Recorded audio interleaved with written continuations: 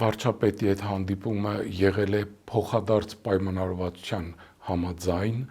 վարչապետը հրավիրել է, մենք էլ համաձայնել ենք եւ պիտի ասեմ, որ 2 ամսից ավել մենք ամենայն հայոց կաթողիկոսի մոտ բարձրացրել ենք այս հարցը, որպեսզի այցելենք մի քանի եպիսկոպոսներով վարչապետին, հանդիպենք եւ ճշտենք այս ամբողջ իրադարձության ընթացքը, վերջը, վերջապես մեր երկրի ղեկավարն է, փորձենք հասկանալ այս ամբողջը մեկ անգամից պայթեց ինչ կա, որովհետև կային մեղադրանքներ Էջմիածնի ամենայն հայոց կաթողիկոսի նկատմամբ, ես նկատի ունեմ ոչ անձնական, այլ մեղադրանքներ, որոնք համազգային հարցերին վերաբերող խնդիրներ էին, մենք ցանկանում ենք այդ հարցը նույնպես ճշտել այստեղ։ Կոմպրոմատների հարց բացարձակ պետության կողմից չկա,